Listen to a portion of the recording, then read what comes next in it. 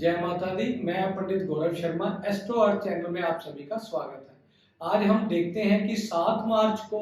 हमारे ज़ोडिएक के युवराज ग्रह बुध जो कि राशि परिवर्तन करने जा रहे हैं, इस बार ये बहुत महत्वपूर्ण घटना रहेगी क्योंकि बुध देव अपनी नीच राशि में राहु के साथ युति बनाएंगे, जो कि जड़त्व योग भी इस युति से बनेगा और उसका प्रभाव हमारी मीन राशि पर किस प्रकार का रहेगा या किन शुभाशुभ योग की उत्पत्ति होगी और किन्हीं सावधानियों का अगर हम ध्यान रखें तो निश्चित इस योग का परिणाम हमें अच्छा प्राप्त होगा। और अंत में हम इस योग से जो भी उपाय हम महत्वपूर्ण करेंगे उसके बारे में बताएंगे। अब हम देखते हैं कि इस योग का बनना हमारे लिए इतना महत्वपूर्ण स्थान क्यों रखता है,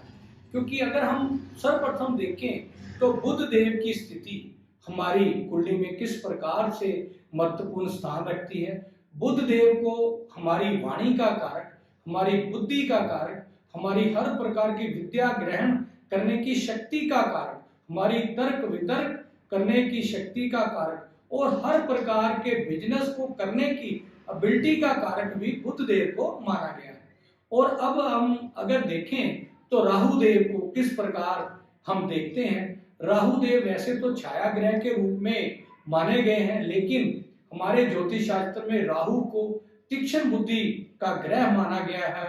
और हर प्रकार को कार्य की करने की अद्भुत क्षमता राहु में देखी गई है, क्योंकि राहु देव का प्रभाव हमारे विचारों पर रहता है। हर प्रकार के विचारों के लिए हमें राहु देव का आकलन करना चाहिए और हर प्रकार के अकस्मात धन की प्राप्ति के रूप में देखना हो, जुआ, सट्टा, लॉटरी या किसी भी प्रकार के व्यवधान के लिए अकस्मात चीजों का दुष्प्रभाव प्राप्त होना, चाहे वह हमारे चलते चलते बिजनेस में रुकावट आना, हमारी जॉब में रुकावट आना या हमारे एक्सीडेंट चोट से भी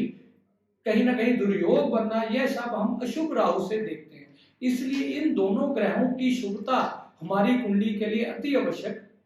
मानी गई है। अब इन ग्रहों का जो कि गोचर में योग बना हुआ है उसमें हम देखें, जैसे कि हम अपनी कुंडली में देखते हैं कि राहु बुध का योग जब भी हमारी कुंडली में किसी भी प्रकार का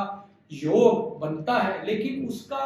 जब भी प्रभाव हमने देखना हो वह गोचरवश ही हम देखते हैं। इसलिए इस बार जो गोचर 7 मार्च को बना हुआ है उसमें मीन राशि वालों के लिए यह लगन भाव से ही बहुत सुंदर योग बना हुआ है, क्योंकि पहले से ही राहु का मीन राशि में संचरण होने से हमें कार्य क्षेत्र में रुकावट के योग बने हुए थे, भटकाव की स्थिति बनी हुई थी, क्योंकि छाया ग्रह का प्रभाव हमारे लगन भाव से होना हमारे जो प्रोफेशन में चेंजेस के बारे में बताता था। डबल माइंडेड होने में, चीजों में स्थिरता के कारण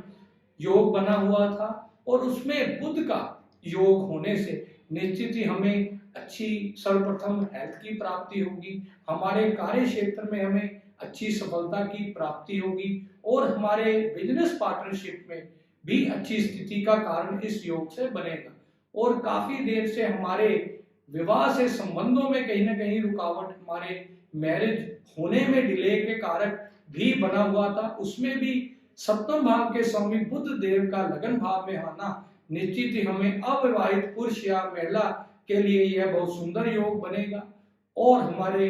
किसी भी क्षेत्र में, अगर हम किसी भी क्षेत्र में हों, अच्छी सफलता की ओर इंगित करता है। अगर हम देखें तो क्या सावधानियां इस योग के लिए हमें करनी चाहिए, उसके लिए सर्वप्रथम हमने अपने पार्टनरशिप से अच्छे संबंध बना के रखना चाहिए, क्योंकि राहु व केतु का प्रभाव हमारे सप्तम भाव में बना हुआ है और उसके साथ साथ बिजनेस पार्टनरशिप में हमें अवश्य ही ध्यान रखना चाहिए, जिससे कि हमें बिजनेस में कहीं ना कहीं दुर्योग का सामना ना करना पड़े। और बुध देव और राहु देव का संयुक्त लगन भाव में होना, हमें उपाय के बारे में आइए हम बताते हैं, जो कि मीन राशि वालों के लिए लग्नेश बृहस्पति ही बनते हैं और बृहस्पति की राशि में राहु बुध का संचरण होने से हमें बृहस्पति का उपाय निश्चित ही करना चाहिए। उसके लिए अगर हम देखें तो वीरवार वाले दिन ब्राह्मण को पीला प्रसाद और पीला तौलिया हमें एक बार अवश्य ही देना चाहिए और केसर का तिलक नाभि जुबान व मस्तक पर अवश्य ही लगाने से निश्चित ही हमें हर कार्य क्षेत्र में सफलता की प्राप्ति होगी। जय माता दी।